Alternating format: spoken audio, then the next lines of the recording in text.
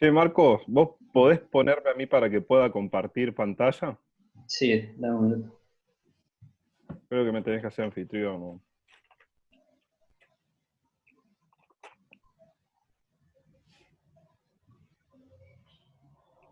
¿Estamos todos ya? Sí, ¿no? Camila, Maxi, Lucre, Víctor, Lorenza. Sí, sí, estamos todos. A ver, ¿querés fijarte, Víctor, si podés ahí compartir? No, mira, cuando pongo me dice el anfitrión y habilitó la función. Creo que me tenés que hacer anfitrión a mí para que pueda... ¿Sí?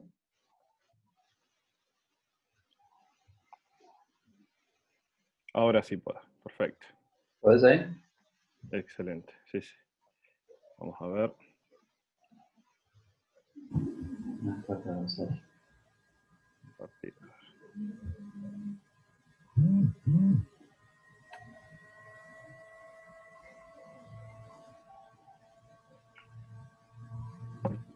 Ahí ustedes pueden ver lo que estoy compartiendo. Sí, sí. Perfecto. Bueno, si ven todos ahí, cuando me den el OK, arranco. Ya estamos, ¿eh? Estamos todos. Así que cuando vos quieras. Perfecto. Bueno, eh, ¿cómo están, chicos? Con la idea vamos a hablar un poquito de ACB hoy, de manejo de ACB, agudo básicamente, manejo agudo de ACB y eh, de AIT, que están ahí, digamos, van de la mano, ¿no? Así que la idea es que sea bien interactivo, si tienen dudas y eso van preguntando, ¿sí? Y si no, yo voy desarrollando y en base a lo que vaya contándoles, me van ustedes comentando lo que quieran, ¿sí? Me paran cuando quieran. Bueno, vamos a hablar, a ver, ahí está. Bueno, el ACV es la cuarta causa de muerte en los países desarrollados. En las primeras tres están los tumores, o sea, los cánceres, las distintas cardiopatías, obviamente, y las enfermedades respiratorias, ¿sí? Es la primera causa de discapacidad en países desarrollados también. O sea que es una patología muy frecuente y muy importante en el impacto que tiene sobre, sobre las personas y sobre la capacidad de trabajo. Y cada vez estamos viendo, se ven personas más jóvenes, ¿sí? Antes era muy de los viejitos, pero bueno, ahora con los hábitos, los cambios de estilo de vida, de hábitos, de alimentación y demás, se está viendo muchos pacientes jóvenes, ¿sí?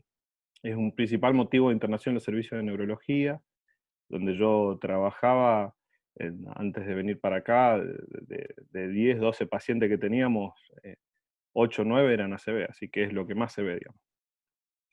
Es la causa más frecuente de déficit neurológico en mayores de 65 años. Y este dato lo saqué del consenso argentino de manejo de ACV, de la Sociedad Argentina de Neurología, que dice que solamente el 1,2% de los pacientes que entran a hospitales privados se tratan con trombolisis. Es decir, que tenemos un porcentaje muy bajito, ¿sí? Eh, ¿Por qué es importante? Porque es una terapéutica que ya está, que ha demostrado claramente beneficios para los pacientes y que por cuestiones yo creo, sobre todo infraestructura, eh, por ahí de cómo se organiza en las diferentes lugares y todo, muchas veces no se llega con el tiempo, ¿no? Esto no me refiero solamente a la estructura hospitalaria o de la clínica, sino también del poco conocimiento de la gente. La mayoría de los pacientes, nosotros hacíamos trombólisis en el servicio que trabajaba yo, y la mayoría de los pacientes llegaban siempre pasado de horario. La gente por ahí no sabía que tenía que ir o o llegaban muy tarde, esperaban y había retrasos en el tratamiento por eso, ¿sí? Eh, bueno, según el estudio Renacer, que es un registro nacional de ACV, la mortalidad intrahospitalaria es de hasta el 9,1%, ¿sí? Fíjense que es una mortalidad también muy alta, muy, muy alta, ¿sí? Y hay mucha diferencia entre los centros académicos, generalmente entre los que tienen residencia y son formativos y a los que no en el manejo. Bueno, de los ACV que nosotros vamos a ver, el 85% son ACV isquémicos, o sea, es lo más frecuente. Eso quiere decir que hay un 15% de los ACV van a ser hemorrágicos. En algún momento vamos a hablar de un poco de las diferencias, sobre todo de la presentación. Pero fíjense acá que el porcentaje de afectación entre hombres y mujeres es bastante parecido, si bien hay un poco de superioridad en el hombre, pero es muy poquito, y sobre todo aumenta la incidencia del ACV más allá de los 60 años. Por eso decíamos que arriba de los 65 años la causa más frecuente de un déficit focal neurológico es una causa vascular, es lo primero que deberíamos estudiar, ¿sí? El riesgo de recurrencia a los 5 años en un paciente que tuvo un ACV es de un 20%, es un riesgo alto, entonces nosotros deberíamos hacer un buen seguimiento, sobre todo de factores de riesgo, y hacer un buen estudio de la causa del ACV. Yo la otra vez hablaba con alguno de los chicos ahí en la residencia y decía, bueno, siempre que vos tengas un ACV no es, bueno, tuve un ACV, listo, un antecedente más aislado, sino decir, bueno, ¿y por qué tuvo el ACV? Me tengo que preguntar, ¿sí? Y eso vamos a irlo viendo después, cuáles son las posibles causas de un ACV. Porque ese 20% lo podemos reducir o hay causas que aún pueden aumentar más si no lo tratáramos esto, ¿sí? Bueno, acá un poquito de fisiología, nada más para recordar que el flujo sanguíneo cerebral es de entre 750 y 1000 mililitros minuto, tiene un peso del cerebro de 1,3 kg, ¿sí? En algunos pesará más o menos, depende de lo cabezón que sea. Y después, bueno, el oxígeno que consume es entre 3 y 5 mililitros cada 100 gramos de tejido cerebral normal. Bueno, ahí tira los valores de glucosa. Como recordarán, el cerebro se nutre únicamente de glucosa y es fundamental mantener una presión arterial media entre 50 y 170, que son los parámetros en los que está la autorregulación cerebral, ¿sí? Por debajo de eso cae mucho la presión de perfusión y por arriba de eso se pierde la autorregulación y podemos tener daño, ¿sí? Eh, Esto es fundamental para tener en cuenta en qué casos, por ejemplo, los pacientes que tienen cuadros de hipotensión y que tienen mucha ateromatosis, ustedes piensen que el flujo cerebral, o sea, el 20% aproximadamente del gasto cardíaco va hacia el cerebro, es decir, que es muy susceptible a los cambios de presión, ¿sí? ¿Me están escuchando bien? ¿Cómo vienen? Yo no veo a nadie acá, así que como Sí, disminuí. re bien. Bien, bien, está bien. Perfecto. Bien, bien. Cualquier cosa me paran, ¿eh? Bueno, ya hablando básicamente de cuando planteamos una ACV, nosotros en el daño que se produce tenemos tres zonas diferenciadas, ¿sí?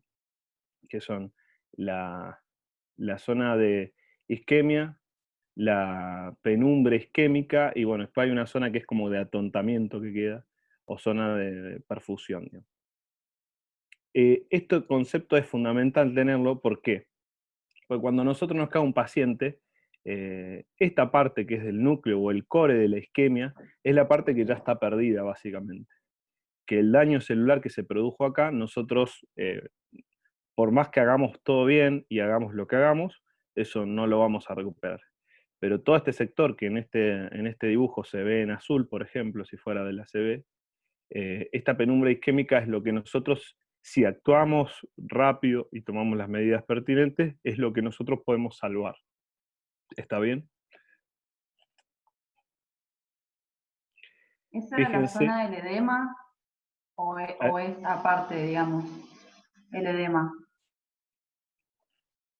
el edema generalmente, el edema lo ves, sí, la zona de penumbras es una zona que se edematiza, en realidad se va produciendo edema en todas partes. ¿Por qué?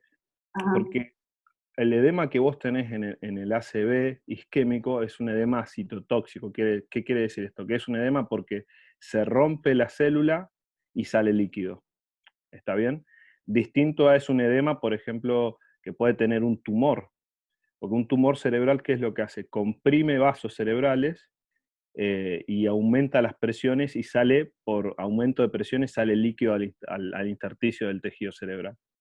En este el edema se produce porque se rompe la célula. Entonces vamos a tener edema en todas partes de la zona afectada, tanto en el núcleo como en la penumbra y más afuera. Pero está buena la pregunta, eso nos sirve para pensar. Ese es el edema citotóxico, es por el daño a la célula.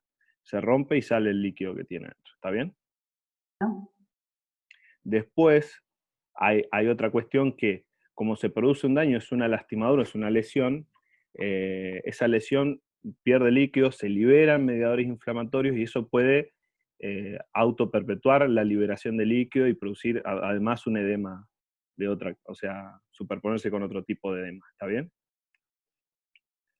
Bueno, fisiopatológicamente, acá hay algunas cosas para ir teniendo, para ir sabiendo qué va pasando con el transcurso del tiempo, ¿no? A los 10 minutos de la pérdida de actividad neuronal se produce la afectación de la síntesis proteica. A los 30 minutos tenemos fallo de bomba con la pérdida de la función neuronal, ¿sí? ¿Qué, qué es lo importante? Que se pierda la función de la bomba sodio-potasio, que es la que ayuda a mantener los gradientes y mantener el balance, digamos, el balance de las cargas de las neuronas, ¿está bien? A los 60 minutos vemos que empieza a aparecer ya, a acumularse ácido láctico, porque como depende totalmente de la glucosa, empieza a producirse la glucólisis anaerobia, ¿sí? Entonces empieza a aumentar los niveles de ácido láctico, que eso va y se activan los mediadores de la cascada isquémica, ¿sí? Y bueno, esto es un poquito cómo va pasando. Después a los 5 minutos ya tenemos cambios irreversibles en organelas, daño total y muerte en muchas neuronas, ¿sí? Acá podemos ir viendo con respecto al flujo cerebral, ¿sí? Al flujo sanguíneo cerebral. El flujo sanguíneo cerebral debe estar siempre por arriba de 50 mililitros minuto cada 100 gramos de tejido cerebral, ¿sí? Cuando esto disminuye por debajo de este nivel, comienza a producirse la inhibición de la síntesis proteica, ¿sí? Y estos son los distintos cambios que van produciendo. O sea, debajo de los 35 cesa la síntesis de proteína y la utilización de glucosa. Debajo de 25 mililitros minuto empieza la glicólisis anaeróbica y la acidosis. Por debajo de los 17 la falla eléctrica neuronal y después por debajo de los 11 mililitros ya fallas en la membrana que conducen a la muerte, ¿sí? Ahí vamos a ir hablando después. ¿Por qué? Por estas cuestiones es que en el ACV siempre se mide tanto el tema de los tiempos y uno siempre busca no retrasar, ¿no? Eh, Ayer cuando repasaba algunas cositas leía, me gustó una frase que tiraba en un momento que decía, por cada minuto que el paciente está transcurriendo su ACV, se produce una muerte neuronal, un envejecimiento neuronal equivalente a 5 o 6 años de envejecimiento normal, ¿sí? Por cada minuto que uno retrasa el tratamiento. Entonces es mucho el daño que produce. Bueno, acá vemos un poco esto, después si quieren lo pueden, yo les voy a pasar la clase para que ustedes lo repasen, pero rápidamente es un poco las cascadas de eventos que se van produciendo que conducen a la necrosis de las células, ¿sí? Comienza con una disminución del oxígeno y la producción del ATP, o ATP, no sé cómo le dicen ustedes. Se produce la despolarización de las neuronas con liberación de neurotransmisores excitatorios. Eso lleva a que se sobreestimulen las neuronas, aumenta como la estimulación, también se liberan aminas, y todo esto produce radicales libres, ¿sí? Los cuales ya sabemos que son nocivos para las células, ¿sí? Todo esto, lo de la despolarización, produce liberación de calcio. Como recordarán de patología, el calcio activa lipasas, endonucleasa, todo, pero básicamente lo que activa es factores de transcripción para que se produzca la apoptosis. Es decir, que vamos a tener tanto daño cuando se produce esto por necrosis de células como por apoptosis, ¿sí? Y también la acidosis, que como dijimos por la glicólisis anaerobia, incrementa el hierro y va a producir también radicales libres que van a conducir a la necrosis, ¿sí? Ese sería un poquito un esquema que nos ejemplifica cómo se van ocurriendo los eventos. Esto de acá es un poquito lo mismo que hablábamos antes, como por debajo de los 50 mililitros cada 100 gramos minuto de tejido cerebral se comienzan a aparecer con el paso de las horas los distintos cambios. Y lo que está bueno que tenemos que ver acá es que fíjese que entre las 2 y las 6 horas se ubica esto, la zona de penumbra, ¿sí? Hay una parte que se muere, pero hay una parte que se muere, pero nosotros las medidas que vamos a instalar durante el tiempo que dure, que estemos tratando el ACV, es para intentar salvar esta zona, ¿sí? Que se encuentra acá, en una zona de isquemia crítica. ¿Cuáles son las medidas? Yo las voy a ir hablando, pero adelanto un poquito, sí, que tienen que ver con el manejo de la presión, con el manejo de la glucemia, con el manejo de obviamente, si podemos hacer la trombolisis y demás. Bueno, factores de riesgo que intervienen factores de riesgo cardiovascular que intervienen en ACV, tenemos dos tipos. Tenemos los factores no modificables, que son los que obviamente nosotros no vamos a poder intervenir, que es decir, que un paciente tenga más de 65 años, sea hombre, la raza, como por ejemplo las personas de descendencia afroamericana y demás tienen más riesgo de tener ACV, factores genéticos, y si hay un ACV previo. Todos son factores de riesgo no modificables para tener ACV. Los modificables, que son los que nosotros debemos tratar como médicos en nuestra consulta y aún dentro del hospital, son los siguientes: ¿sí? La hipertensión, la AFA, ¿sí? Siempre tenemos que evaluar el ritmo del paciente, la diabetes, la enfermedad coronaria, si el paciente es dilipémico, tabaquista, si es obeso, si es alcoholista o si es sedentario. Sobre todo, en esto es lo que nosotros como médicos nos tenemos que enfocar a tratar para prevenir, no solo el ACV, sino todas las patologías relacionadas a factores de riesgo cardiovascular. ¿Está bien? Bueno, ¿cómo venimos hasta ahora? Bien. ¿Alguna duda, algo? Pregunten, si quieren. Yo voy tirando, no, la idea es que les sirva a ustedes, digamos. Bien, Víctor, bien, muy bien, claro. Excelente.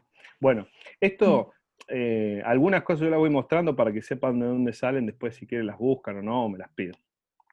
Esto, ASCO, ¿qué es? Phenotypic of Ischemic Stroke. Es una clasificación esta, que lo importante de esta clasificación, ¿qué es? Nosotros, hay distintas clasificaciones fenotípicas. Esta es la que yo suelo usar, por ahí la que aprendí en su momento y suelo usar, y se utiliza para saber qué tipo de ACV tengo. ¿Se acuerdan que yo le decía, bueno, tengo un ACV, ¿a qué se debe ese ACV? Bueno, eso es lo que nosotros nos deberíamos preguntar para poder esquematizar el estudio del paciente que tenemos enfrente, ¿sí? Entonces, ¿qué quiere decir esta sigla? Los subtipos, estos son fenotipos de ACV, nada más, ¿sí? Esta clasificación nos divide en ASCOT, las siglas hacen referencia a esto. La A es de aterosclerosis, ¿sí? Es decir, hay ACVs que son secundarios a la aterosclerosis vascular, ¿sí? Pacientes que tienen muchos factores de riesgo cardiovascular, tienen una estenosis previa y en algún momento se rompe una placa, ¿sí?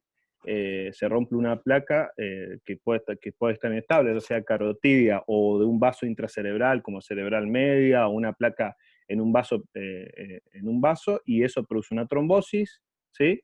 Y se produjo una ACV. Entonces, una de las causas de la ACV son la aterosclerosis. Son los que nosotros por ahí van a ver que alguna vez en las historias clínicas pongo ACV de origen aterotrombótico.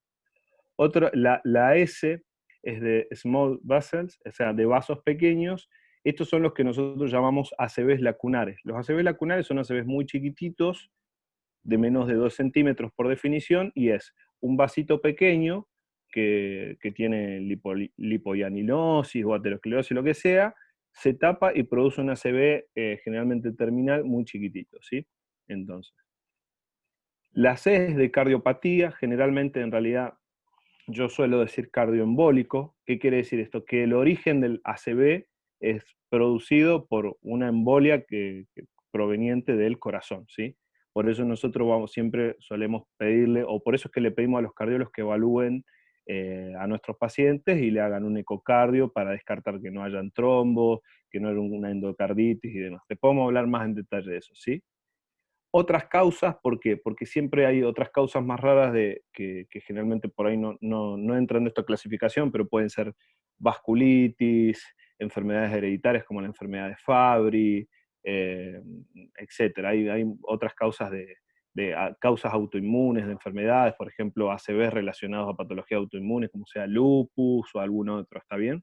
Y la D es de disección, es decir, paciente que tiene una disección de un vaso extra o intercraneal y eso produce una disminución del flujo y una ACV, ¿sí? ¿Qué es esto? Entonces, esto es una clasificación fenotípica que se utiliza y la que hay bastante acuerdo para referirse a qué causa es el ACV. ¿Y en qué nos sirve a nosotros? Te voy a decir, ¿cuál es lo práctico de esto? Primero, esto es para uno aprendérselo y clasificarlo bien. Nosotros los médicos siempre clasificamos todo. Pero esto nos va a servir, por ejemplo, si yo tengo un ACV que lo defino y que para mí, por todo lo que he estudiado al paciente, todo es aterosclerótico, a este paciente yo le daré, por ejemplo, lo trataré con un antiagregante y con cambio de estilo de vida y, por ejemplo, atorvastatina o alguna de estas medicaciones. En cambio, si el ACV es de origen cardioembólico, a este paciente lo anticoagularé, ¿está bien? Si es una disección, bueno, tendrá otro tratamiento, ¿sí? Para eso nos va a servir clasificar, para saber cómo encaminar al paciente y cómo tratarlo. Y también cómo estudiarlo, ¿sí? Si yo veo un paciente que le digo, mira, este paciente tiene lesiones en múltiples territorios, en territorio circulatorio de la circulación posterior, le trataré de estudiar porque estoy pensando que hizo una cardioembolia, ¿sí? Hay muchos ACVs que por más que uno los estudie, permanecen como eh, de causa criptogénica, ¿sí? Bueno, acá vamos a hablar de algunos en específico, como les decía. Los ACV aterotrombóticos, generalmente los factores de riesgo, hay factores de riesgo significativos para aterosclerosis cerebrovascular. Son pacientes que suelen tener hipertensión, dislipemia, hiperglucemia, niveles elevados de fibrinógeno, exceso de peso e hipertrofia ventricular izquierda, que son cosas que podemos ver, por ejemplo, en el electro.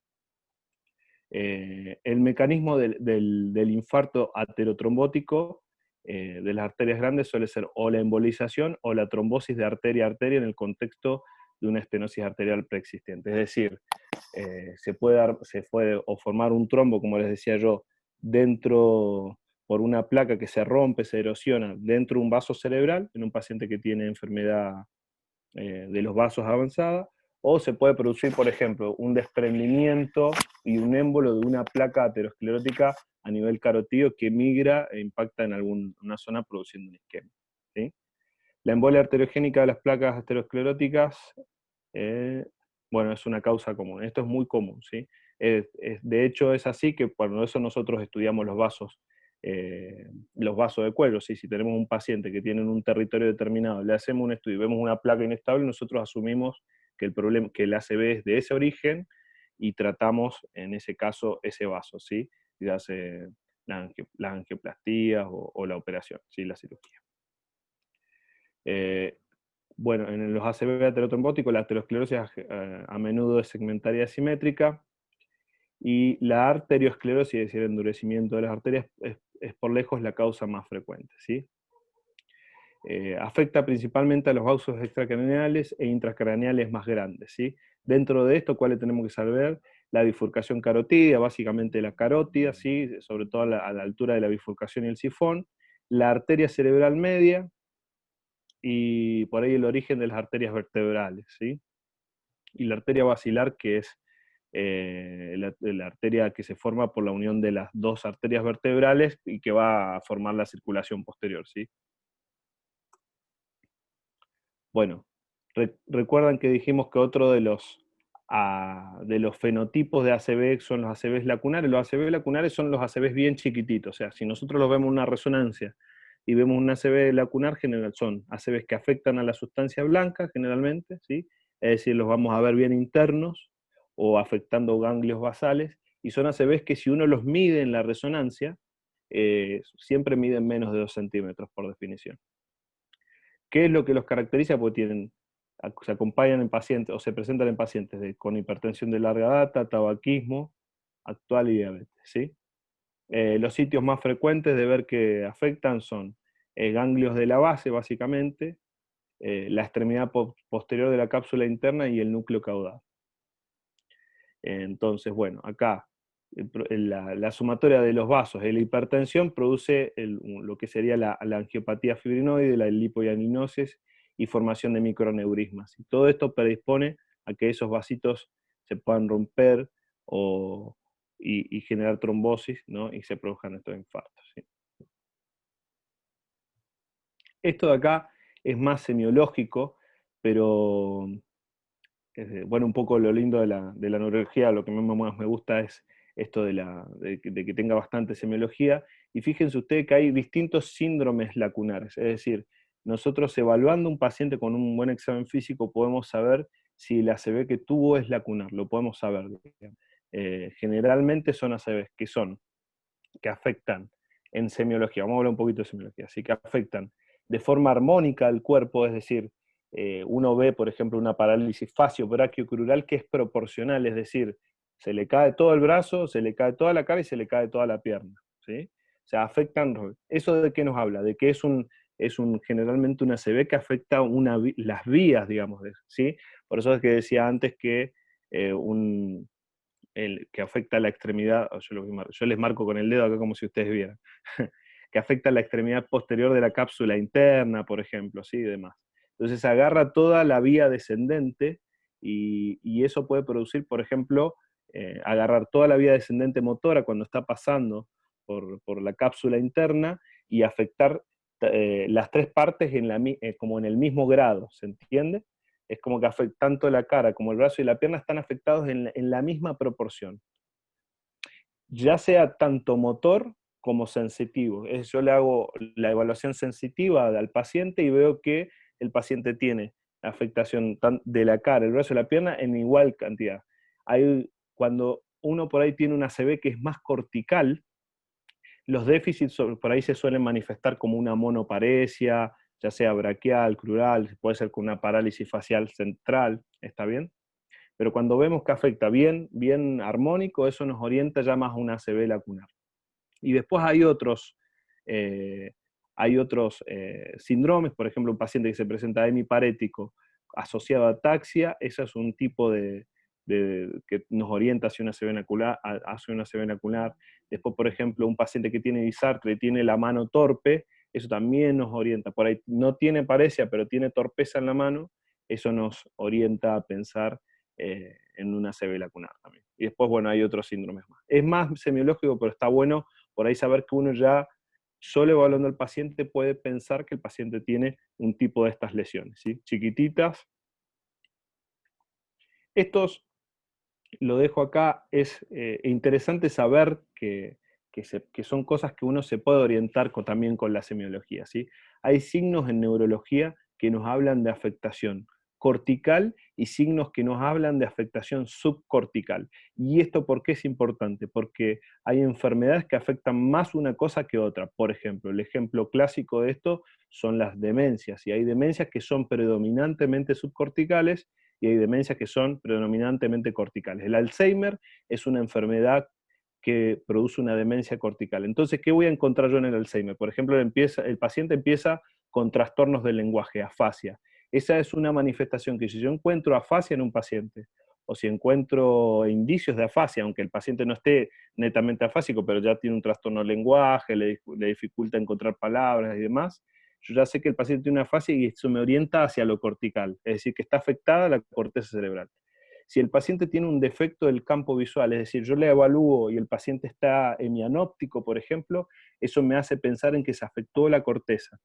Si el paciente, como yo les explicaba recién, tiene una hemiparesia, o una monoparesia, digo, o una heminegligencia. Negligencia es cuando el paciente no reconoce una parte de su cuerpo, o una pérdida de la sensibilidad cortical o estabúlico, son cosas que no orientan a corteza, ¿sí? Ahora, estos signos no debería, si yo encuentro alguno de estos signos, el ACV no es lacunar, por ejemplo, ¿sí? Yo ya puedo descartar que no es una ACV lacunar. Ahora, en los signos subcorticales, ¿sí? Como por ejemplo pueden ser las demencias subcorticales, que uno las busca, como el Parkinson, que produce una demencia subcortical, uno habitualmente tiene algunos signos distintivos, ¿sí? Por ejemplo, signos distintivos en los cuadros subcorticales son los trastornos del movimiento, ¿sí? Porque se afectan los ganglios basales y el paciente puede tener, como yo le decía, en estos síndromes lacunares, fíjense que hay uno que es, bueno, acá no está, pero acá estaba, hemivalismo hemicorea, es un síndrome lacunar que produce, sí, movimientos anormales. ¿Y por qué? Porque se afecta principalmente ganglios basales y las vías que tienen adentro de la vía directa e indirecta, así capaz que recuerdan algo de eso. Y si no, fíjense, acá qué es lo que charlábamos, que se afecta la cara, el brazo y la pierna, se afectan en forma bastante equitativa. ¿Está bien? Entonces esos síntomas, si uno los buscara semiológicamente, te van a ir orientando hacia dónde está el problema. Si el problema está en la parte subcortical o cortical, ¿sí? Bueno, hablamos entonces hablamos de los ACVs aterotrombóticos. Acuerde que son fenotipos y esto nos ayuda a estudiarlos. Hablamos de los ACV lacunares, que son los chiquititos, los pequeños menores a 2 centímetros. Ahora vamos a hablar de los cardioembólicos, ¿está bien? 15 al 20% de todos los ACV son cardioembólicos, ¿sí? ¿Qué quiere decir que es cardioembólico? Se forma un coágulo, un coágulo que generalmente está compuesto de calcio, fibrina, microorganismos, o pueden ser fragmentos neoplásicos a nivel del corazón, orejuelas y demás, y este trombo migra hacia la circulación sistémica y puede ir a impactar un vaso y generar una ACV, ¿sí? ¿Cuáles son los típicos ACV cardioembólicos que vamos a ver? Y lo más típico que vemos nosotros en la clínica son los ACVs en los que uno estudia al paciente y el paciente tiene una arritmia, como puede ser las FA paroxísticas. Los pacientes que tienen endocarditis, generalmente si hacen un ACV, el paciente con endocarditis, uno puede sospechar que haya hecho una embolia séptica. Y en un paciente, por ejemplo, que tiene un cáncer, uno puede sospechar que está haciendo una endocarditis marántica, por un estado de hipercoagulabilidad secundario al cáncer, y que eso afecta y puede producir trombosis locales, pero también se puede formar una endocarditis marántica, se forman vegetaciones, y son vegetaciones fiables que pueden también formar un coágulo que se puede liberar, ¿sí? Lo más común por lejos, de todas maneras, es la FA, ¿está bien? Que son los que generan émbolos y ACV. Otras causas que podemos tener es que el paciente tenga una miocardia dilatada, que haya un tumor cardíaco, las válvulas cardíacas protésicas son muy frecuentes también que puedan dar ACV, una estenosis mitral reumática, ¿sí? O un infarto, un paciente que ha tenido un infarto, que tiene procedimientos, un paciente que se ha hecho una cinecoronariografía, todo, si aparece con un foco uno lo interpretaría que probablemente sea secundaria a eso, ¿sí? Los ACV cardioembólicos, ¿cuál es la característica que tienen? En contraposición a los lacunares, estos suelen ser grandes, ¿sí?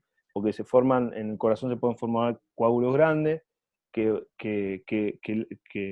embolizan y por ahí pueden tapar una arteria grande, como puede ser la arteria cerebral media, y producir una ACV de territorios muy extensos, ¿sí? También pueden dar ACVs múltiples, ¿sí? Porque si no se resuelve el foco embolígeno, pueden seguir liberando en un paciente que tiene una FA paroxística, que quizás no la encuentro en una tira de ritmo, en un electro común, el paciente puede estar entrando y saliendo y ir embolizando en distintas oportunidades, ¿sí? Generalmente suelen ser bilaterales y tienen forma de cuña, ¿sí? Se caracterizan clínicamente porque dan déficit repentinos, que son máximos desde el inicio. El paciente inicia con un deterioro neurológico y no fluctúa. Generalmente muchas veces los ACVs aterotrombóticos, los lacunares, el paciente tiene la paresia, mejora un poquito, te cae a la guardia y te dicen, estaba mejor, doctor, no sé, tenía más el asiento del brazo. En cambio el ACV cardioembólico es una ACV que se libera el coágulo, te tapa y el paciente te aparece con la hemiparesia o el signo que tenga que ser, y no recupera nada, no fluctúa, digamos, ¿sí? Bueno, esto lo habíamos hablado. Y después hay otro que entraría dentro de los otros, o hay dentro de las clasificaciones de fenotipo que estábamos hablando antes, los ACVs hemodinámicos que se le dice, o por hipoperfusión. Estos son importantes porque nosotros solemos ver muchos pacientes viejitos que ya tienen el sustrato de tener mucha ateromatosis, tanto intra como extracraneal, o los pacientes cardiópatas y demás, y por ahí los pacientes hacen un cuadro de hipotensión por alguna causa, ya sea o porque hicieron un paro, o porque bueno, hicieron porque están deshidratados, por causa X, un infarto, lo que sea, hacen un periodo, un tiempo de hipoperfusión, y como veíamos antes que el cerebro es muy sensible, o sea, tiene un gran gasto cardíaco, gran parte del gasto cardíaco va hacia el cerebro, en un cerebro que está con una vasculatura muy dañada, eso puede producir disminuciones bruscas de la presión que pueden dejar ACVs que no comparten tantas características con los que vimos antes, ¿sí? Producen cuadros que se produce hipoxemia, ¿sí? Se baja el flujo cerebral, se produce hipoxemia y estos producen daños más difusos, ¿sí? Generalmente no son no son en forma de cuña o no tienen la formita esa de un ACV chiquitito que de 2 centímetros subcortical. Estos son lesiones difusas y dan clínica a veces no focal. El paciente tiene una paresia a un lado, le cuesta mover el otro, tiene un poco de dificultad para hablar, sí, son un poco, en la presentación clínica son más difíciles de caracterizarlo. Y acá dice, la isquemia más grave suele ocurrir en regiones de la zona fronteriza, entre las principales arterias. Bueno, yo no sé si me están viendo, ¿ustedes me ven a mí la cara o el cuerpo o algo? Sí, se ve. Te vemos. Bueno, ahí ven lo que estoy haciendo con mis manos, sí. Sí. Bien. Bueno, las zonas fronterizas básicamente son zonas en las que la circulación, por ejemplo, se unen dos tipos de circulaciones. Un ejemplo sería la arteria cerebral anterior, por más de que no sepamos o no sepamos dónde está, no importa, lo importante es saber esto. Por ejemplo, donde se une la arteria cerebral, hay zonas que están irrigadas, que va, por ejemplo, la arteria cerebral posterior y la arteria cerebral media, y es como que se juntaran los pelitos al final de las arterias. Bueno, esa zona que queda en el medio es la zona fronteriza, ¿sí? Que recibe irrigación de un territorio vascular y de otro territorio vascular, ¿está bien? Como baja la tensión, las zonas que son más sensibles a la hipoxia son justo esas que quedan en el medio de donde terminan las dos circulaciones, ¿sí? Entonces, esas son las zonas que se lastiman y uno las ve, cuando las ve en la resonancia. Yo en algún momento les voy a mostrar imágenes en alguna clase que demos, y les voy a mostrar las zonas fronterizas. Son zonas que no parecen, pues si esto no es ni la cerebral media, no es el territorio de la cerebral posterior, no es el territorio de tal y tal cosa, y que es una zona fronteriza, ¿está bien? Eso generalmente se produce en los pacientes que tienen hipotensión. Una consulta. Sí. En la afectación de las zonas fronterizas, ahí la clínica quizás no es tan evidente, ¿no? Digo, porque como o sea, quizás la otra arteria compensa, o quizás sea un segmento más pequeño a nivel cerebral.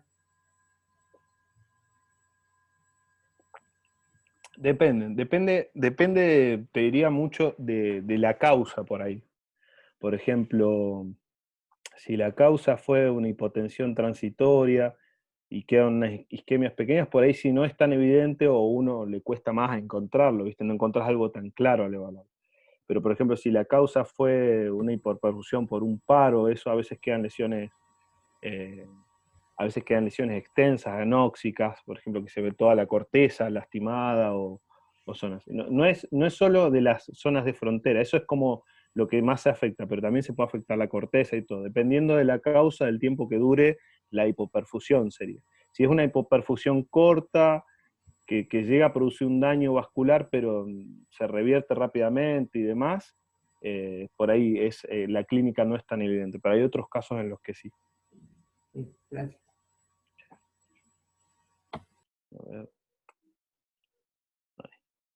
Bueno, acá puse esto solamente a manera de ver así, pegar un vistazo, que hay muchas otras causas que son menos comunes de ACV y que, como decíamos, a veces un tercio de los ACV no los podemos encuadrar sobre una causa, ¿sí?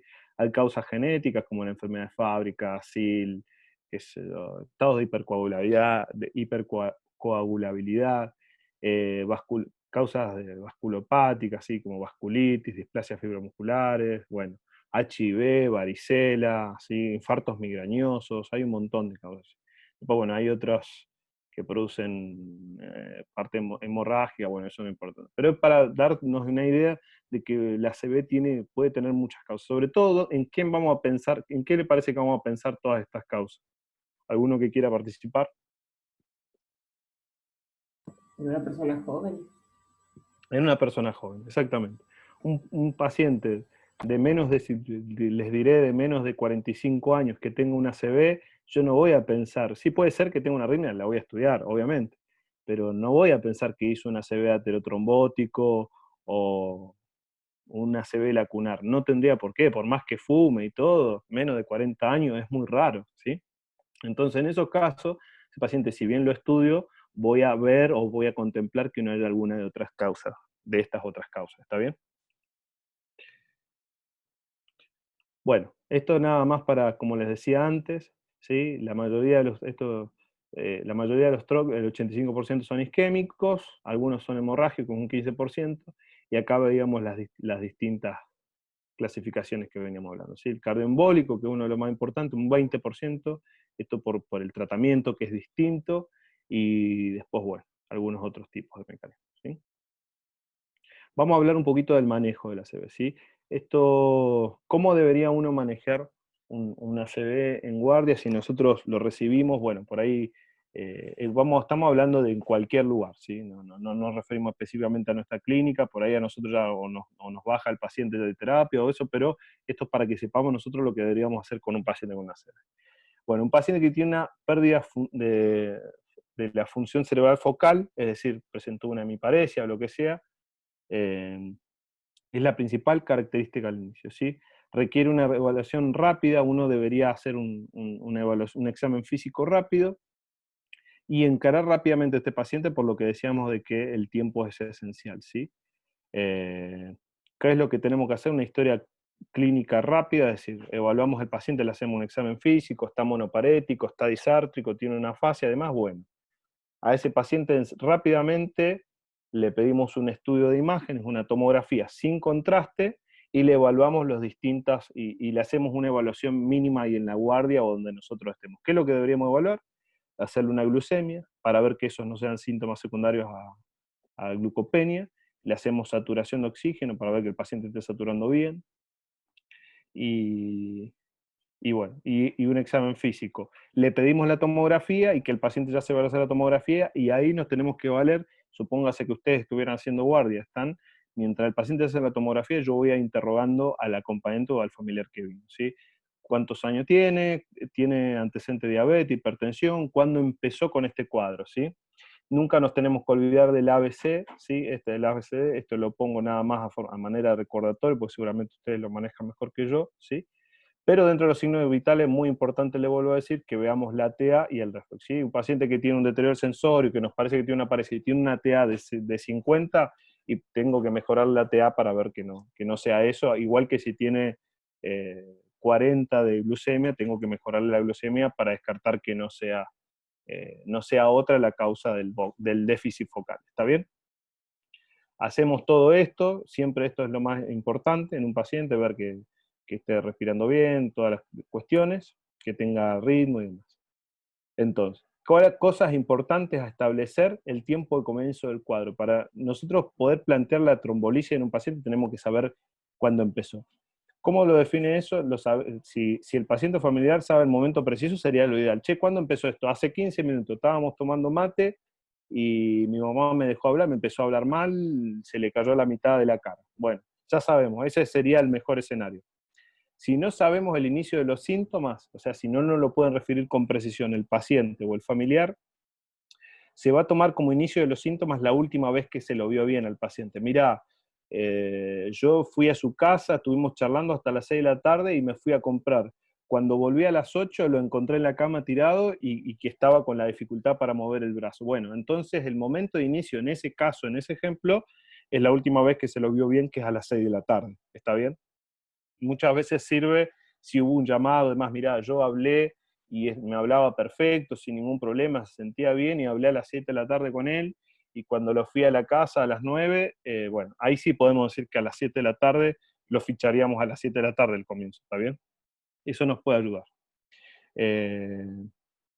Tenemos, para acordarnos, tenemos 4 horas y media, o sea, en realidad son 3 horas, es la ventana que tenemos para hacer trombolisis en un paciente, y en algunos casos excepcionales, hasta 4 horas y medias, que es la ventana extendida, en los que cumplen algunos criterios, ¿sí? Siempre anotar, yo ponía, como nosotros hacíamos trombolisis, siempre anotábamos la hora a que la habíamos visto el paciente, que nos había dicho el paciente, ¿sí? Porque uno a veces se olvida y demás, y tenés que ir contando, tenés que ir midiendo el tiempo. Y después también es muy importante cuál es la mano hábil, porque generalmente en los pacientes que son diestros, el 85% son el lóbulo dominante del izquierdo, y en los pacientes que son zurdos, el 50% el lóbulo dominante es el izquierdo también. Entonces es importante porque nos guía para la dominancia, que es donde se asienta el lenguaje, y eso en neurología es muy importante porque un paciente que se queda afásico no es menor, puede tener un NIH muy bajito, pero si está quedando afásico uno por ahí lo considera como una discapacidad severa, ¿está bien? Bueno, esto es lo que decíamos antes, de que el cerebro es tiempo, entonces todo esto tenemos que tenerlo agilizado, generalmente es bueno tenerlo protocolizado, podemos revisar algún día el protocolo que tengan en la clínica, a ver cómo se está manejando ahora, ¿está bien? Bueno, hay distintas escalas, hay una escala canadiense que se utiliza, pero generalmente la escala que se utiliza para evaluar a los pacientes es el NIH, ¿sí? Esta es una escala que básicamente consta de, acá lo voy a poner, una serie de ítems que nosotros vamos evaluando y le vamos dando una puntuación, ¿sí? Cuando vemos al paciente, si el paciente está alerta, o 0, si está somnoliento, o 1, ¿sí? Si está en coma, un 3, ¿sí? Y a medida que tiene valor más alto, es un ACV más severo, ¿está bien? La idea de esta escala es que todos manejemos el mismo idioma, ¿sí? Porque si de repente ustedes me llaman y me dicen, Doc, queríamos comentarle a un paciente que tiene una ACV y tiene una paresia moderada en el miembro superior derecho, yo no sé lo que es moderada para ustedes, pero si ustedes me dicen, tiene una paresia el miembro superior derecho que es un 3 en 5, yo ya sé que es que no levanta, no despega, por ejemplo, un 3, eh, perdón, si ustedes me llaman y me dicen que tiene un IH de 10 el paciente, yo ya me doy una idea del estado de gravedad del paciente, ¿está bien? Por norma general, para que sepan, un NIH mayor de 25 son ACVs que son muy grandes. Es decir, si un ACV es muy grande, ¿qué voy a pensar? Que se lastimó un vaso grande, ¿sí? Y si un ACV es menor de 5, tiene un NIH de menos de 5, uno ya está hablando que es un ACV pequeñito, entonces uno por ahí ya ese ACV no lo trombolizaría porque por ahí el riesgo de trombolizar es mayor que el de no trombolizar, ¿sí? Eh, bueno, esto es lo que le decía, la puntuación se correlaciona con el volumen del infarto. Entonces, acuérdense, NIH alto, más de 25, un ACV grande, se afectó un vaso grande, la arteria cerebral media, la carótida, qué sé yo. Y un NIH menor de 5 es un ACV más pequeñito, ¿sí? Valores elevados se asocian con nucleación, bueno, esto es lo que decía. Esta es la tablita, que eso uno lo puede tener impreso, y nosotros lo que hacíamos lo imprimíamos, íbamos a evaluar al paciente, íbamos viendo ítem por ítem, y ya uno después se pone canchero y lo hace rapidito, ¿sí? Y anotás la puntuación. Y esto se puede ir repitiendo en el mismo paciente, por ejemplo, si uno lo tromboliza, ir controlando cómo va evolucionando, ¿sí? Si va mejorando los parámetros. En el laboratorio, que nosotros debería tener un paciente, así como cuando llega el paciente COVID y nosotros le pedimos ferritina, dímero D, y bueno, y todas las cuestiones, un paciente que tiene una ACV, ¿qué es lo que debería tener como esencial en la guardia o en el primer contacto con el centro de salud? Una glucemia hecha, ¿sí? ¿Por qué? Porque la hipoglucemia es un gran simulador de ACVs. Entonces, yo he visto pacientes que están paréticos, que todo, los he evaluado yo, una glucemia tienen 30, le das un dextrosado y te mejoran todo, ¿sí? Entonces, muy importante hacer para no activar todo un protocolo y demás, o asustarnos, y por ahí era un paciente diabético, o un paciente que tenía tendencia a ser hipoglucemia. Entonces eso es fundamental. Saturarlo al paciente para ver cómo está su saturación. Un electrocardiograma, esto es fundamental. ¿Por qué? Por lo que hablábamos antes, si el paciente tiene un déficit neurológico, yo le hago un electro y tiene un ritmo de base, tiene una FA, ese paciente probablemente sea una ACV y probablemente sea una ACV cardioembólico, ¿sí? Después tenemos que tener un hemograma completo con plaquetas, tiempos y eritrosedimentación. La eritrosedimentación nosotros lo pedíamos porque hay algunos tipos de ACV, como son los secundarios a vasculitis o a algunas infecciones, que te dan eritros muy altas. En los pacientes ancianos, por ejemplo, una causa puede ser la arteritis de célula gigante, que te da generalmente eritros arriba de 100, ¿sí? Y se ven, digamos, así que bueno.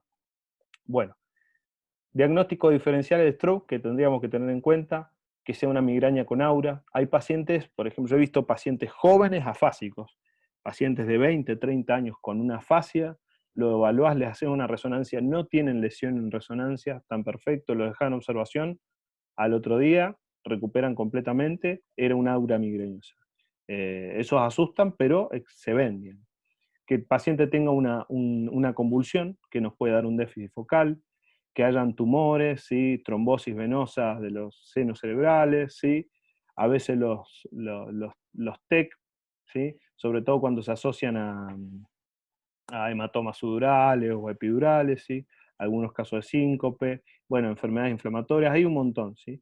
Esto por ahí lo pueden repasar, ¿sí? Pero son distintos simuladores que uno debería tener para hacer a la hora de pensar una CV. Acuérdense, hacer diagnósticos es hacer diagnósticos diferenciales. Ustedes, no todo paciente que cayó con un déficit, listo, es una CV, no. Tienen que encararlo como si fuera una CV porque es lo tratable, lo que nosotros podemos curar, pero nunca descartar que pueda hacer otras cosas. Será una convulsión, será una migraña, claro, tenía dolor de cabeza, no tendrá un hematoma sudural, no tendrá, ¿sí? Siempre tener en cuenta. Bueno, criterios, ya vamos, medio nos hemos extendido, así que voy a pasar un poquito más rápido algunas cosas. Acá, como ven, tenemos criterios de exclusión. Cualquiera que estos que esté presente en el paciente a la hora de evaluarlo son cosas que lo dejan afuera. Por ejemplo, plaquetas por abajo de 100.000, un paciente que está anticoagulado. Se puede llegar a trombolizar siempre y cuando el INR o el RIN esté por debajo de, o sea, que esté por debajo de 1,7. ¿Sí? Si tiene más de 1,7, como se ve acá, no se puede trombolizar. Glucemia por debajo de 50, ¿sí? Esto después los puede leer. ¿Sí? Estos son los criterios que Víctor, nosotros... ¿te puedo Sí, hacer una pregunta? sí, decime. A mí me da duda siempre los pacientes con ACV y ponele que te llega la guardia con el foco, pero que llegue hipertenso, con una presión mayor a 220, y vos le tenés que hacer la imagen y va a ser trombolítico. ¿Cómo manejas esa presión? ¿Cómo manejas el descenso, digamos, antes de que vaya a la terapia con trombólisis? Muy bien. Bueno, eso está bueno. Ya mira, ya toco ese punto, Anto. Dame un Bueno, minuto que lo toco ahora y hablamos de eso, ¿sí? bueno. Te lo digo porque justo lo tengo acá en las diapos así, pero ahora no me voy a olvidar. Estos criterios de exclusión, y hay unos criterios que algunos pacientes seleccionados se puede hacer una ventana extendida, o sea, se puede llevar la extensión hasta las 4 horas y media. ¿Cuáles son los criterios que excluyen a esos pacientes? Si el paciente es, por ejemplo, mayor de 80 años, ya si tiene más de 80 años y más de 3 horas, no lo voy a trombolizar. Si el paciente toma anticoagulantes independientemente del RIN, no lo anticoagularía, si pasaron más de 3 horas. Si el NIH es más de 25, que esto nos habla que es una CV grande, no lo trombolizaría. ¿Por qué? Porque estos pacientes suelen andar mal. Y combinación previa de stroke y diabetes, como antecedente, tampoco si pasaron más de 3 horas, no lo trombolizaría, ¿sí? Bueno, ¿qué imagen le vamos a hacer? El 90% de los casos ustedes sepan que le tienen que hacer un ATAC.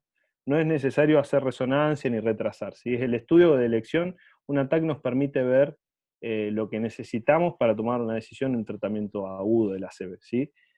Hay centros que hacen resonancia y nosotros tenemos resonancia disponible. Se puede hacer siempre y cuando eso no implique una gran demora en el tratamiento del paciente. Si, por ejemplo, no tenemos la ATAC disponible, pues se rompió, hacemos una resonancia lo antes posible. Pero si no, la tomografía nos permite descartar 2 o 3 cosas que son importantes. Cuando nosotros queremos trombolizar a un paciente, ¿qué es lo que queremos ver en la tomografía, básicamente? Que no tenga sangre, porque si tiene un hematoma sudural, o si tiene una hemorragia subaracnoidea que nos puede dar un foco, o si tiene algún tipo de otro sangrado, eso nos habla de que no, a ese paciente no vamos a trombolizar, obviamente. Si no se ve sangre, y el paciente tiene un déficit focal claro, una hemiparesia con la fascia y todo, y la tomografía no se ve sangre, aunque yo no vea ningún otro síntoma, yo sé que a ese paciente lo puedo trombolizar, ¿sí? Entonces yo descarto que no tenga sangre, me fijo si no le veo, y a no ser que vea un infarto, un ACV muy grande, lo que sea, Si no ese es el caso, eso sería un caso de un ACV evolucionado, yo lo trombolizo al paciente, ¿sí? Costo-beneficio sigue siendo, bueno, en la imagen de elección. Hay signos tempranos que uno puede ver, y dentro de los 20 minutos posteriores al servicio, bueno, uno debería tratar de hacerla dentro de los 20-30 minutos de que el paciente llegó, a hacerlo rápido. Por eso le decía yo que uno interroga, le hace un examen físico rápido al paciente, ve que tenga el foco, le pide la tomografía y lo manda al paciente a que se vaya a hacer el estudio. Y por mientras vamos interrogando al familiar, ¿sí? En pacientes que cumplen criterio de tratamiento endovascular, por ejemplo, los que tienen afectación de un vaso grande, de una ACV grande, carotidio o cerebral media o demás, uno a veces agrega una angiotac o un estudio, que por ejemplo, o una angioresonancia, para estudiar los vasos y ver cuál es el vaso que se tapó, porque en esos pacientes se puede llegar a aplicar si hay tratamiento endovascular. ¿Está bien? Bueno, nada. Siempre solicitamos la tomografía rápida, avisamos al técnico que esté listo y después es más rápido, a veces si yo veo que tiene un foco, es más importante que le haga el examen rápido y que el paciente vaya rápido a hacer la tomografía, que hasta que yo lo esté revisando y todo, porque eso puedo ir interrogando al familiar y después en el transcurso, a veces el interrogatorio lo va haciendo al lado de la camilla, ¿sí? Algunos cambios que uno puede ver en una tomografía de isquemia son los siguientes. Si yo los pongo acá y después lo vamos charlando. Un cambio que se suele ver es, por ejemplo, el signo de la arteria cerebral media hiperdensa. Uno ve ahí el tronquito acá de la cerebral media que se ve bien brillante. Vieron que es bien distinta al de este lado. Entonces yo sé que acá hay un trombo. Cuando este signo me habla de que acá hay un trombo, un signo indirecto, y probablemente esté infartando todo el territorio acá de la cerebral media. Otro signo que uno puede ver es cuando se produce el borramiento del lóbulo de la ínsula. Ven que acá está la ínsula, ¿sí? Se ve ese espacio, y de este lado se borra. Cuando eso se borra, eso probablemente sea, acá se ve más claro. Acá se ve cómo se borra, ¿bien? Ahí ven todo el espacio, y acá no se ve. Eso probablemente porque esto se está infartando y se está edematizando. ¿Está bien? Otros signos es, por ejemplo, la pérdida de los surcos. ¿Sí? Ven que acá están los surquitos bien cerebrales, ¿sí? Que uno los puede distinguir bien, todos los surcos. Fíjense cómo acá desaparecen los surcos. Eso porque este cerebro se está infartando y está todo edematizado, ¿está bien? Todo esto está escrito acá, ¿sí? Hipodensidad de los ganglios basales, hipodensidad córtico-subcortical, pérdida de surcos. Bueno, esto es lo que vamos hablando. La hipodensidad córtico-subcortical es esto. Si ustedes se fijan, ¿ven el cursor que yo estoy moviendo ahí? ¿Lo ven? ¿Se ve cómo lo muevo? Cualquier cosa me dice. Bueno, yo lo muevo acá, no sé si ustedes lo ven, me dice.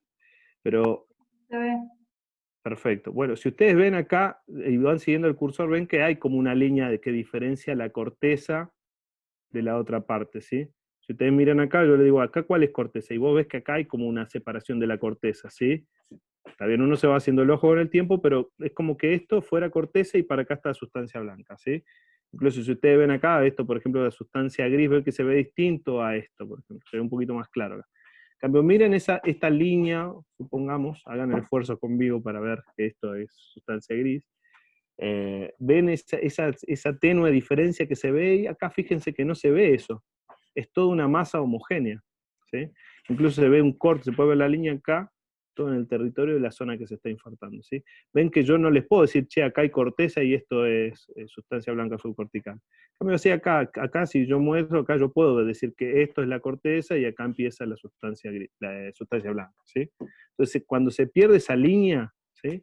Y no solo está perdida esa línea de diferenciación, sino que también se perdieron acá los surcos, por ejemplo, vieron que acá no hay surcos ni nada. Entonces, toda esta parte es una zona que se está infartando, ¿está bien?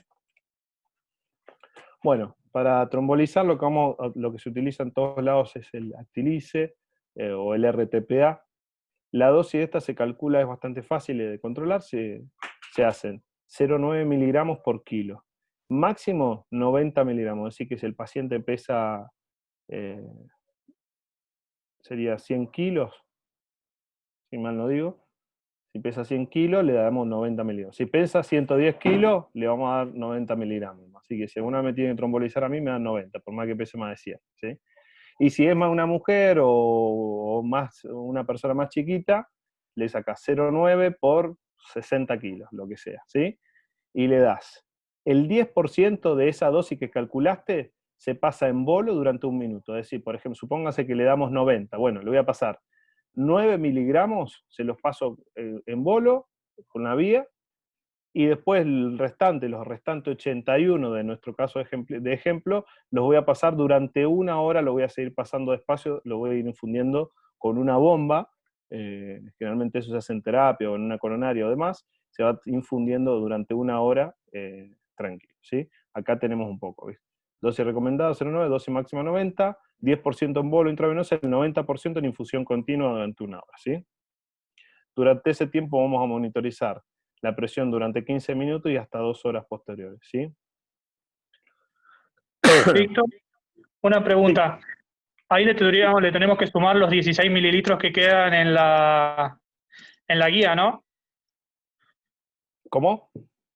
Ahí a esos 90 que vos decís, le tenemos que sumar los 16 mililitros que quedan en la guía del suero, Sí, en la tiene que manguerita. pasar todo. Tiene que Claro, pasar por eso. todo. A eso se le suma 16. Creo que 16, si mal no recuerdo, eran 16 mililitros, ¿no? Me mataste ahí. Lo importante es que pase todo, digamos, si no lo lavás, digamos, no sé.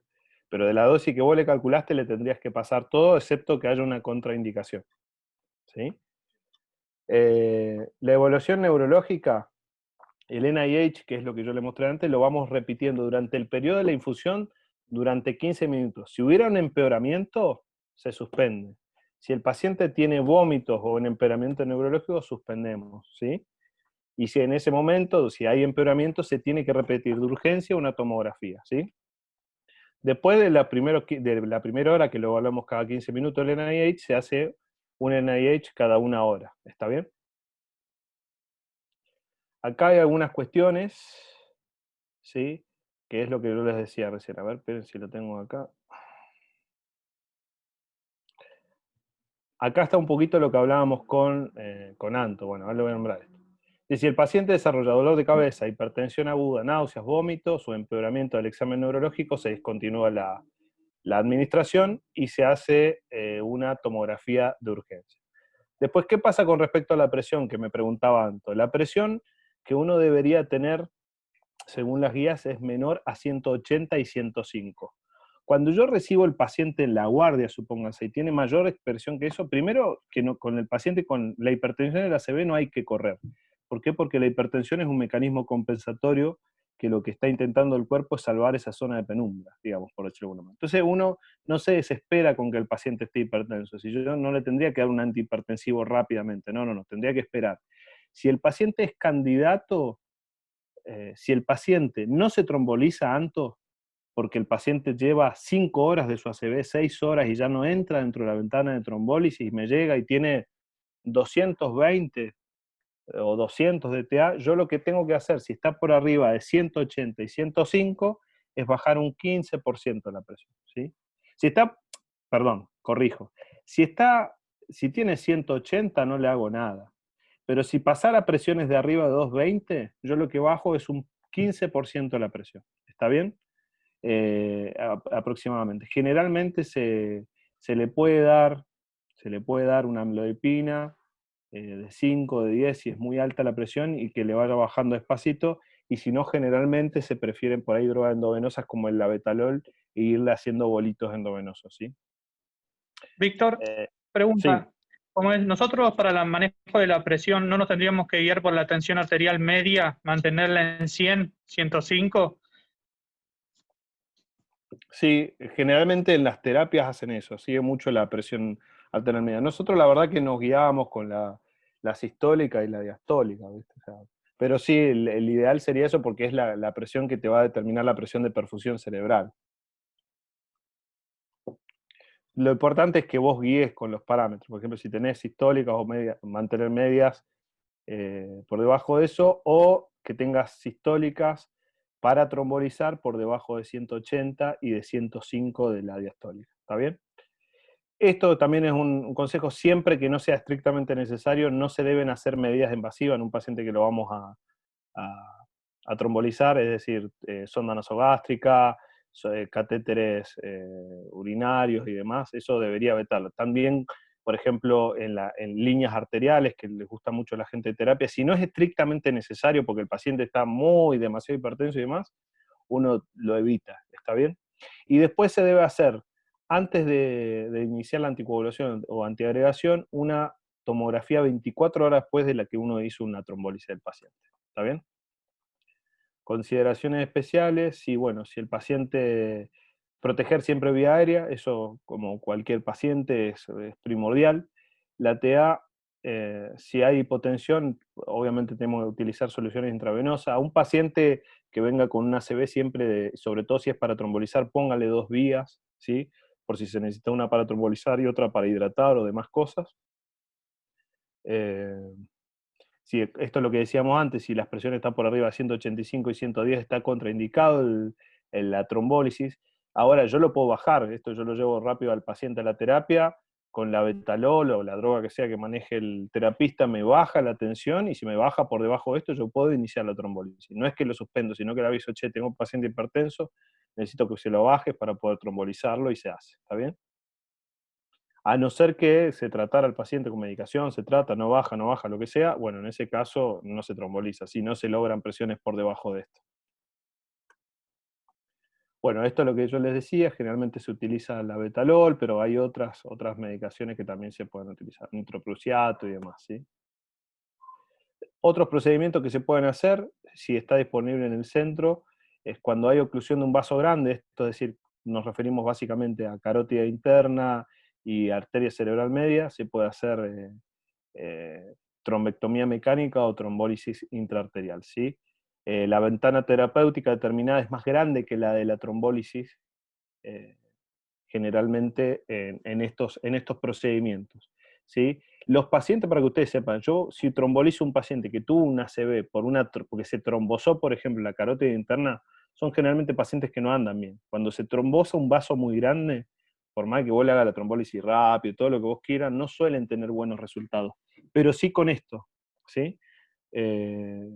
Acá vemos, ¿sí? Pacientes con menos de 4 horas y media se recomienda la trombólisis endovenosa, ¿sí? Siempre le hacemos trombólisis endovenosa igual, eso no es motivo para no hacerlo. Cuando la ventana es menor a 4 horas y media y hay oclusión de un vaso grande, ¿sí? Oclusión de vaso grande, quiere decir esto, se recomienda trombólisis endovenosa seguida de trombectomía. Fíjense que en realidad viene a ser, a anexarse al tratamiento, ¿sí? Trombectomía mecánica, ¿sí? En caso de que el paciente no mejore. En estos casos donde nos serviría hacer, por ejemplo, si el paciente tiene un NIH muy alto y por imágenes me guío y todo, hacerle una angiotomografía para hacer el tratamiento. Después, si la ventana está entre 4 horas y media y 6, se recomienda trombectomía mecánica. ¿Por qué? Porque dijimos que la ventana extendida del ACV para hacer trombólisis es hasta 4 horas y media. Y después, en ventana menor a 6 horas, se puede hacer oclusión de gran vaso, que estén contraindicada el RTPA, se recomienda trombólisis mecánica, ¿sí? Bueno, y nada, estos son algunos criterios, no nos vamos a detener acá porque si no se va a hacer demasiado largo. Consideraciones especiales, acuérdense que habitualmente, excepto en el tema de la presión, que esto es algo por lo que no debemos correr, que un paciente que está hipertenso por arriba de los 200 milímetros de mercurio, presión sistólica, lo que hacemos es le descendemos un 15% y no más de la presión, pero en el resto de las cosas nosotros deberíamos tender a lo normo, por decirlo de alguna manera. Deberíamos que un paciente tenga normotemperatura, ¿sí?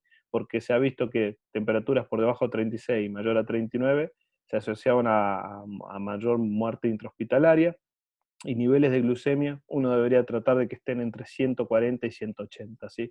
Nunca por debajo de eso, porque también puede empeorar los resultados del paciente, ¿sí? Y vamos a hablar un poquito de esto, y si quieren por ahí ya podemos ir cortando, para los que tienen que hacer otras cosas. Es antiplaquetarios que vamos a utilizar en tratamiento. Esto ya hablando de, supóngase que nos cae un paciente ya fuera de periodo de ventana, que no lo vamos a trombolizar. Bueno, ¿cómo vamos a tratar ese paciente? Ese paciente le hacemos la imagen, vemos que no tenga un sangrado, lo asumimos como un ACV isquémico, y lo vamos a tratar con un antiplaquetario. Se recomienda aspirina en los ACV isquémicos en las primeras 24 o 48 horas, ¿sí? Si le hicimos trombolisis, vamos a esperar 24 horas y a hacer una imagen para ver que no haya un sangrado y no empeorar la situación del paciente. La dosis inicial generalmente que le damos es de 300 miligramos, ¿sí? Se pueden dar 325, pero 300 miligramos. ¿Por qué? Para así, digamos, inhibir más rápida la antiagregación plaquetaria, producir el pico de antiagregación más rápida, y después la verdad que con dosis de 100 miligramos día se sostiene, ¿sí? Tanto para lo que es ACV estamos hablando, ¿sí? Los cardiólogos suelen usar dosis más altas para todo lo que es cardiopatía isquémica, pero nosotros en el ACV con 100 miligramos día, después de que el primer día le hiciste una carga de aspirina, suele andar bien. Si utilizamos clopidogrel, ¿sí? ¿Qué es el clopidogrel cuando lo usamos nosotros? Cuando supóngase que el paciente dice, bueno, vos le preguntás medicación habitual, dice, no, él toma aspirineta, cardavilol, lo que sea. Bueno, si el paciente ya tomaba aspirineta y intraaspirineta te hace un ACV, lo que nosotros hacemos es generalmente rotar al clopidogrel. El clopidogrel tarda aproximadamente 5 días en producir inhibición de la agregación plaquetaria, entonces para acelerar ese proceso nosotros le hacemos una carga de clopidogrel al ingreso, ¿sí? Le damos 300 miligramos de clopidogrel y después le podemos seguir con 75 miligramos día, ¿sí? Así aceleramos la cuestión. Bueno, Marquitos, me queda un poco de lo que es AIT. ¿Te parece que lo charlemos otro día para no cansar a los chicos? O no sé, decime vos. Dale, sí, sí, sí, me parece bien. Creo que Porque estuvo, estuvo muy bueno, Víctor, la verdad, muy, muy claro en los conceptos. ¿tienen alguna duda? Otro día hablamos de esto y después les puedo hablar de ACV hemorrágico si quieren, pero para que no se cansen, no sea demasiado largo, si no las Yo neuronas se van. tengo una duda. Generalmente, soy Lorenza, Doc. ¿Cómo estás? Sí, ¿qué Eh, haces, Lorenza? Bien, sabes que siempre la mayoría de las veces lo mantenemos con 300 de aspirina por más o menos unos días y después al alta le damos 100. ¿Cuánto era el tiempo que lo teníamos que mantener con aspirina? A un paciente que tuvo un ACV isquémico, Sí. mira, vos le dejás la aspirina después de. Nosotros dejamos de por vida la aspirina. Un paciente que tiene un ACV isquémico, le dejás 100 miligramos y que lo tome de ahí en adelante. Excepto que tenga alguna intervención o alguna cuestión, se lo deja. Porque el efecto de prevención de la aspirina es en el largo plazo, digamos. Y que vos tenés que tratar, no me acuerdo ahora los valores, viste, el NNT y todas esas cosas. Yo, la verdad que tengo una Era memoria para media. 90 días por el riesgo de volver a padecer una ACV. ¿Cómo? Era para prevenir, digamos, los primeros 90 días un nuevo ACV. Exactamente. El primer mes es donde está el riesgo más grande de recurrencia. El riesgo más alto de re-ACV, por decirlo, es el primer mes. Entonces, por eso uno a veces, y en los pacientes que ya estaban antiagregados previamente, los doble antiagrega durante un mes. A veces, en algunos casos especiales, hasta 3 meses. Pero, digamos, respondiendo a tu pregunta, un paciente que tuvo un ACV isquémico, yo le voy a hacer una carga, lo podés tener con 325 durante internación, no hay problema con eso. Pero nosotros generalmente le hacíamos una carga para que llegue rápido la antiagregación y después lo manteníamos con 100 miligramos. Y después se va de alta con esa medicación y va a seguir con eso de por vida, a no ser que tenga alguna contraindicación, que haga alguna reacción o alguna otra cuestión, lo dejas antiagregado. Porque tanto en la aspirineta como en las torvastatinas, sobre todo en la torvastatina o la otra que son medicaciones que nosotros le damos al paciente que ha tenido una ACV, el efecto protectivo o la prevención de un nuevo ACV o de casos de ACV, vos la vas a tener en el transcurso de los años, ¿me entendés? O sea, el Bien. paciente, si toma 3 meses de aspirineta, después lo toma, les queda desprotegido completamente. Por lo menos es lo que es la medida que nosotros podemos tomar, ¿no?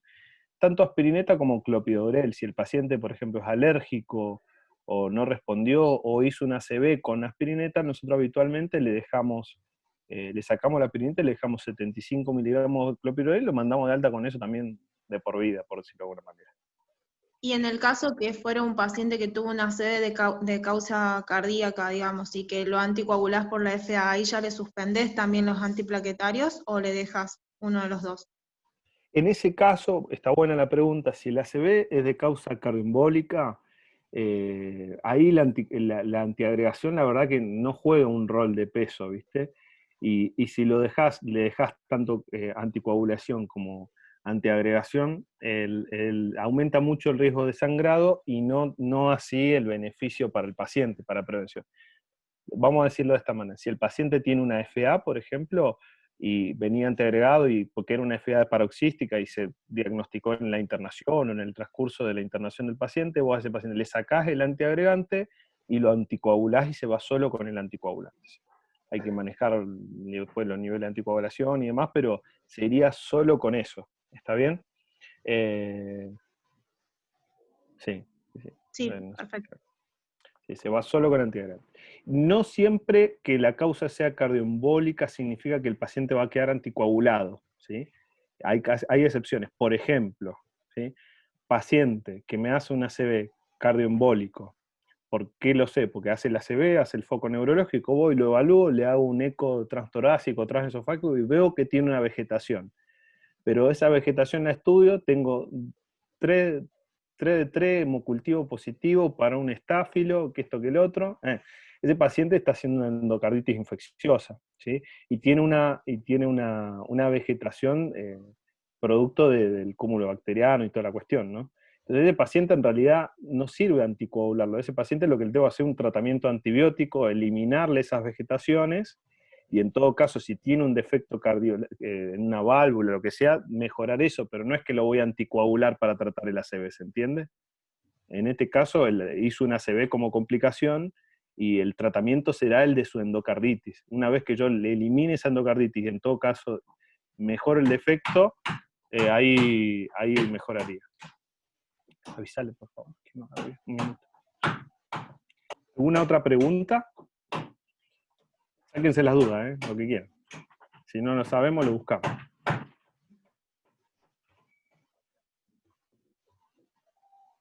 Víctor, una pregunta. A igual, digamos, paciente que tengamos en sala que supongamos que hace un déficit motor y sospechamos una CD, ante igual tardanza de imagen, digo por teniendo la disponibilidad de rezo y tomo, ¿qué sugerís?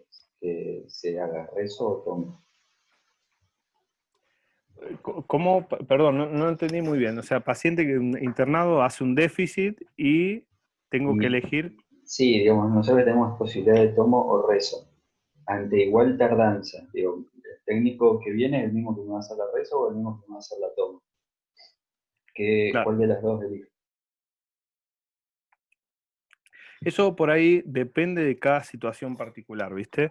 En el caso de que sea un paciente para trombolizar, si es un paciente que es apto para trombolizar, yo le haría una tomografía y lo trombolizaría. Si no veo sangre, por ejemplo, tiene el déficit que he constatado, no veo sangre y demás, veo la tomografía normal o algún indicio incipiente de una isquemia, le hago una tomografía rápidamente y lo llevo a la terapia y lo trombolizo. Ahora, si lo tengo disponible, es muy rápido, que esto que lo otro, recién, suponete que el paciente arrancó hace 15 minutos con el déficit, tengo el técnico, lo hago, se puede hacer una resonancia. En esos casos no hay problema, incluso en instituciones de Buenos Aires o en otros lugares se utiliza más resonancia que tomografía. En ese caso se puede optar, no hay problema, siempre y cuando no retrase el diagnóstico. Y te va a servir la resonancia, lo que te permite es ver, por ejemplo, ACVs más pequeños y ACVs de fosa posterior, que generalmente en la tomografía no lo ves. Pero no te cambiaría la terapéutica, ¿me entendés? O sea, si yo voy y le hago y lo voy a trombolizar, le puedo hacer tranquilamente una tomografía, verlo y hacerlo rápidamente. Por ahí la cuestión viene más de la mano o hay pacientes que sí tendrían una indicación más fuerte de resonancia en el caso de que, por ejemplo, si un paciente que te está haciendo signos de afectación de la circulación posterior, por ejemplo, una alteración vulvar, una desconjugación de la mirada, si es un paciente joven, que vos decís, me está haciendo un déficit neurológico, es un paciente joven, 40 años, será una desmielinizante, ¿me entendés? Será otra cosa. En esos casos sí tendría más peso hacerle una resonancia que una tomografía. Pero nosotros, por ejemplo, te cuento la experiencia que teníamos, ¿viste? Veníamos a un centro que teníamos también, como acá teníamos a disposición los técnicos para hacer rezo o tomografía, y la verdad que siempre optábamos por la tomografía porque era lo más rápido, nos agilizaba, y muchas veces te pasa que los tiempos, los pacientes llegan muy justitos. Distinto en el paciente internado, si tenés un servicio de enfermería que te avisa rápido, que todo, te da tiempo para hacer una resonancia. Ahí en ese caso es opcional, digamos, elección del médico, lo que se sienta más tranquilo. Y ahí la ves perfecto, la isquemia. Después en alguna clase, si quieren cuando hagamos IT, podemos poner imágenes y ver cómo se ve la isquemia en una y en otra y hacer un poquito de práctica. Dale, sí, sobre todo un poco para las imágenes de rezo, que tenemos más problemas de interpretación. Sí, está bueno, por lo menos algunos conceptos, viste, para interpretarla rápidamente. Ustedes saben que igual siempre me pueden preguntar, pero para que ustedes puedan ver por ahí sin necesidad de esperar el informe de un imagenólogo o de que la Claro. vea el neumólogo o otro, puedan rápidamente ver si decir este paciente, sí, mira, acá tiene una isquemia o lo que sea, y eso lo podés hacer en el momento, no es difícil de hacerlo. Así que de última, cuando hablemos de AIT, puedo sumar algunas imágenes para que hagamos un poco de práctica, tanto de tomografía como de resonancia, para ver todo lo que sería la parte, por lo menos de isquemia y demás cuestiones. ¿Sí te parece? Sí, me parece perfecto. Bueno. Hola Víctor, ¿cómo andás? Soy Ale. Hola, ¿qué haces, Ale? ¿Todo bien? Bien, vos. Te quería preguntar, si sospechamos una ACV de grandes vasos, ¿le pedimos el ecodoppler carotidio? Como imprimir, digamos, rápidamente. No necesariamente, porque en realidad el eco de carotidio viene un poco más para el estudio de la etiología. En el momento en que vos tenés una ACV, lo que vos querés saber, por decirlo de alguna manera, es si es, cuando vos tenés una ACV para trombolizar, lo que vos querés saber si es isquémico o no isquémico, básicamente. Claro, no para definir la conducta, pero digo, si se pide o no. No como medida para definir conducta, eso sí.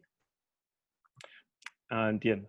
Sí, bueno, una vez que vos ya lo trataste el paciente o decidiste, lo antigregaste, lo que sea, está internado, generalmente sí vas a estudiarlo. Excepto, por ejemplo, como charlábamos antes, ponele que en el caso que decía Marco, le hacemos una resonancia y vemos que tuvo un ACV lacunar chiquitito.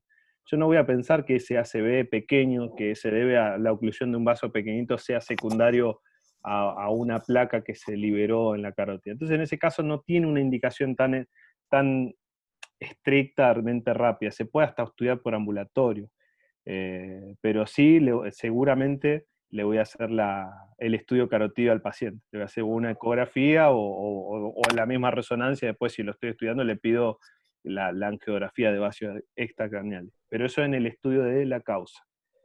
Muchas veces se hace, sobre todo si tenés un paciente joven que te usa una ACV, que no está del todo claro la causa, siempre se lo hacemos en internación, ¿no? Porque un paciente, a ver, de 90 años no te va a cambiar tanto, pero si tiene un paciente de 55 años, diabético, hipertenso, todo, vos querés saber si no tuvo una disección, si no tiene una placa inestable, todo, porque si tiene una ACV secundario a eso, lo vas a tratar rápidamente. O vas a tomar alguna otra medida. Gracias. De nada. ¿Alguna otra duda? ¿Comentario? ¿Pregunta?